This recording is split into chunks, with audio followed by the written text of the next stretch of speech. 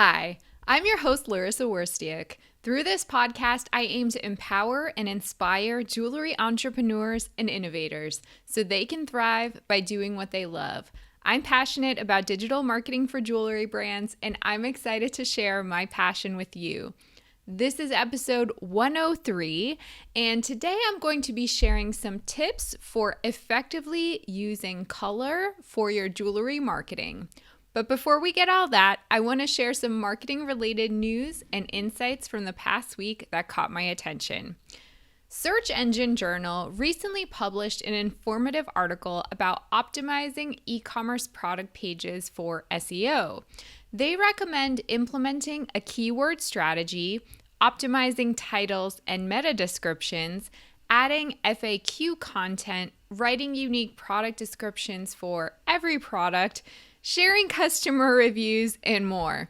A big mistake I see on jewelry e-commerce sites is a lack of meta descriptions for product pages, or reusing the same meta descriptions over and over. Updating your meta descriptions alone can make a major impact on your search engine presence so new customers can find your jewelry brand. In a recent CNBC interview, Etsy CEO Josh Silverman declared that now is an excellent time to invest in marketing.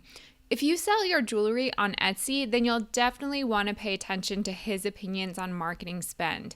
He says, quote, "This is a moment when Etsy is really top of mind for millions of consumers, and it's the perfect moment for Etsy to be leaning in and really investing in marketing," end quote. The article doesn't really explain why Etsy is top of mind for millions of consumers, but I'm guessing that the pandemic has inspired people to shop for more meaningful gifts from small businesses and makers, many of which you can find on Etsy. For their marketing spend, Etsy has primarily been focused on television, digital, and performance marketing. Did you know that Facebook has launched a range of new tools for small businesses to help them maximize their holiday promotions on the social media platform? In addition, Facebook will be launching a new set of initiatives specifically for Black-owned businesses. These include the hashtag Buy Black Friday show, a live show hosted by comedian and bestselling author Phoebe Robinson, the hashtag Buy Black Friday gift guide, a curation of products from 60 U.S. Black-owned businesses across categories from beauty to home to fashion, and the hashtag Buy Black Challenge, a hashtag that encourages users to tag their favorite Black-owned businesses. I'm definitely looking forward to seeing how these initiatives take off and keep supporting businesses through the holidays. If you want to get the links to the articles I share in this segment of the podcast, you can sign up for my email newsletter by visiting joyjoya.com/sign up, and you'll get a digest with the links every time a new episode drops. Let's talk about color in marketing. So in branding and marketing, color is so important because it can trigger powerful emotions and help solidify memories. When used strategically and with great care, color can also encourage certain behaviors. For example, the color red can captivate someone's attention, but it can also incite a negative reaction. In this episode, we'll be discussing how you can use color to your benefit in jewelry marketing.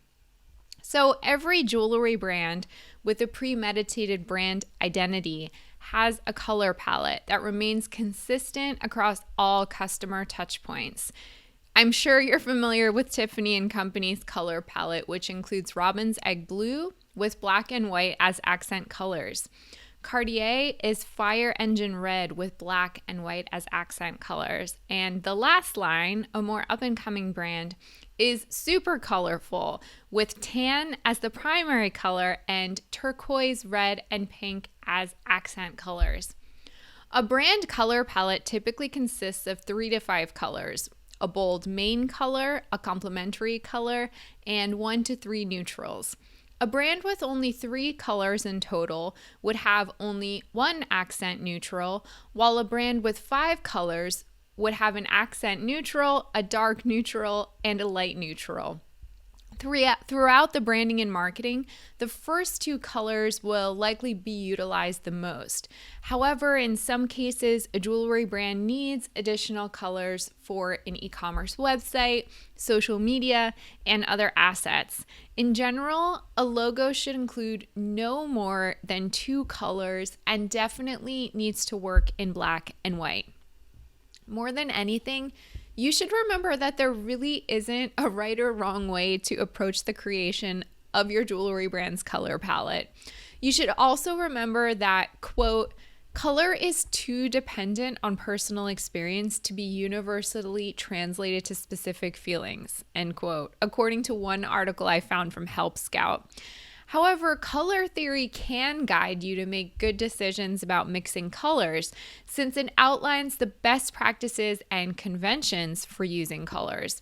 For example, color theory demonstrates that some colors are complementary, which means they cancel each other out when mixed, producing a grayscale color like white or black. Furthermore, a color wheel model shows that certain shades of colors can be combined in pleasing and harmonious ways. The trouble with color theory, to be honest, is that even color theorists sometimes disagree on the rules and guidelines. You should definitely know the rules, but you should also be aware that rules about color can be broken. So you shouldn't be afraid about experimenting with color. To choose your color palette, you can look to color psychology, your target audience, your competitors, and your intuition about your brand. First, you should know the basics about color psychology, but do take them with a grain of salt. It states the following. So, red. Red is a powerful and dynamic color that can represent strong emotions like love and fear. Orange is friendly, energetic, and fun. Yellow represents joyfulness and optimism. Green is often associated with balance and harmony. Blue can calm the nervous system, and it often represents trustworthiness. Purple is often related to creativity and imagination. And black is often associated with sophistication and independence. One method for choosing your color palette is to select colors that represent the values that your brand embodies. For example, if you're a fun-loving jewelry brand that caters to energetic extroverts, you may want to pair shades of orange and yellow. If you're a quietly luxurious brand that caters to serious art-loving types, black with a purple accent may be right for you. All that being said, you don't necessarily want to choose a palette based solely on color psychology. You'll also want to consider your target audience and the other brands your customers shop frequently. You'll want to examine your competitors and consider the colors that they're using. And finally, you'll just want to consider what feels intuitively right for your brand. If you're a solopreneur owner of a jewelry brand, then you'll definitely want to choose a color palette that resonates with you on a personal level, because you're going to have to look at it every day, so you better like it. Several digital tools exist to help you select a color palette if you don't know where to start. One of my favorites is Adobe Color, which features a color wheel and a color palette generator. With the tool, you can move 5 pins around a color wheel to see how those 5 colors look together.